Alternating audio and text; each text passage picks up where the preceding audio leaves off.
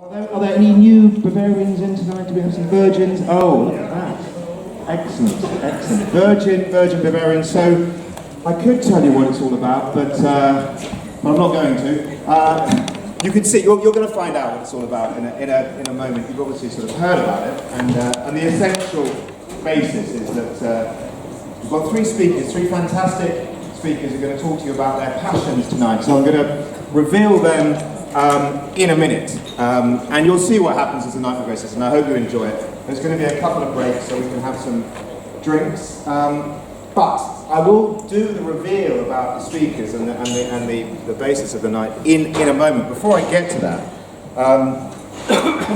we also have these wildcard features that I've introduced to sort of mix the night up a bit and to give you a chance of joining in if you so wish.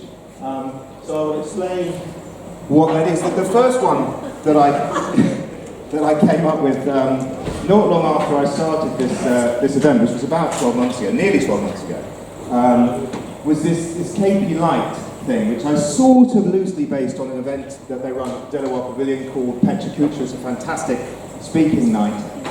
Sort of similar to this, but it's a little bit more structured. I have no structure, as you'll find out shortly.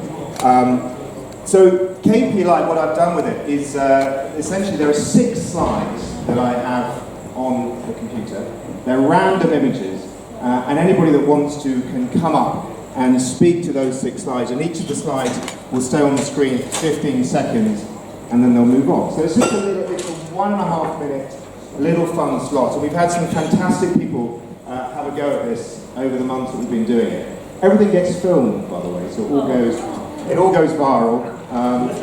It all goes onto the website and gets seen by at least 23 people, I think. So that's the first one. I call it KP Nut or KP Light, whatever. It's sort of not really like Kino-teatr at all, because you don't see the slides until you come up and take the mic. So that's how that works. And I thought I'd give you a bit more of an explanation about it. So the slides are very random. The pictures that come up are very random, and that was one that I think I put up at Christmas for a guy who came up and did it what he didn't know. And he was a 16-year-old school student, and he came up and he did the KP Light, and this was one of the slides that came up, to which he said that his mum had a tattoo of this on her thigh. So I mean, it was a lie, obviously, but it was great. It was our first ever teenage semi-Bavard, so I was chuffed a bit with that. So that's the KP thing. There's also this, which I'm very excited about on 2 levels, really. It's, someone contacted me not long after I started doing this Bavard Bar. They live in the old town of Hastings. And they said that there's this book written by a chap called Harry Vaness, called Whatever Happened to the Uja Kapivi, which is a stroll down memory lane in Old Town Hastings. I don't know if you know about the Uja Kapivi, but it's a Hastings Old Town expression. And it means thingamabob, or Uja Maflip. It's the equivalent, it's the Hastings Old Town term for thingamabob. And it's died out. So I thought, oh, well, brilliant, let's bring it back. But this person is going to give a talk about the Uja Kapivi and the Hastings Old Town family that wrote the book, etc., etc.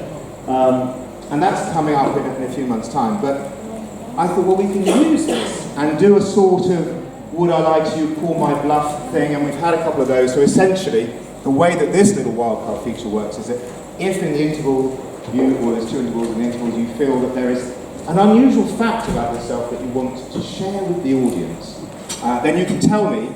I will write it down on a piece of paper, along with another fact that I have made up, and then I'll call you up just before the last speaker when all of you had half a dozen whatever shots you're drinking, and you'll take one of the 2 bits of paper. One of them will have your fact, the other one will contain my nonsense fact, and we'll ask you questions, and we'll have to bluff the audience.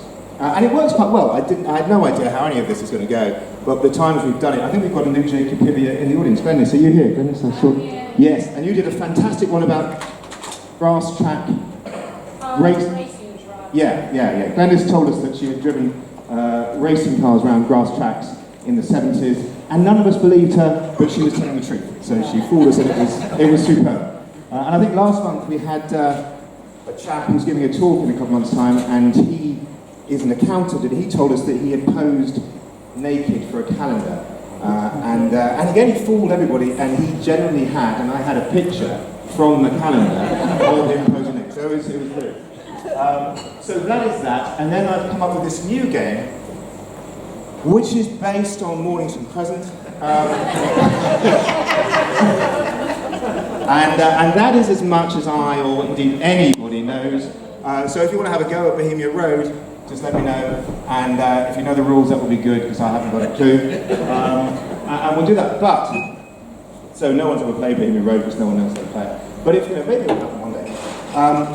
So I'm going to hand over in a moment to the speakers. I'm going to introduce them. But before I do that, I just wanted to share with you a couple of things. I've kind of taken this out of Bohemia Road, because I don't know if you know this, but Bohemia Road is one of the happiest roads in St Helens. Did you know that? You didn't know? Probably not, because I've just made it up. But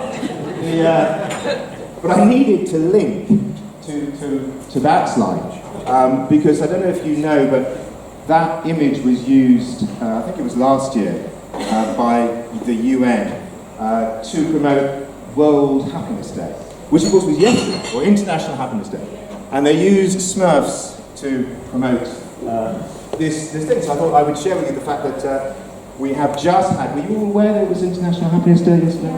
Were you all were you all ecstatically happy as a result? No. So it got me curious about these kind of, these days that the UN come up with. So I started to do a bit of digging, and there's literally loads of them. And I think possibly to maybe balance the happiness that we all feel when we see a Smurf, there's a day coming up in a couple of months' time, on the 30th of June, which is International Asteroid Day. So just when we're beginning to, well, we could be happy, as you don't know, because we're all going to be annihilated when it comes to global explosion. I'll stop strolling around. Interesting enough, you get all these days, and there's literally hundreds of them. But did you know that we also have years that are, did you know that? We have years and we have decades. And I think it was 2 years ago, 2016, was the International Year of the Pulse.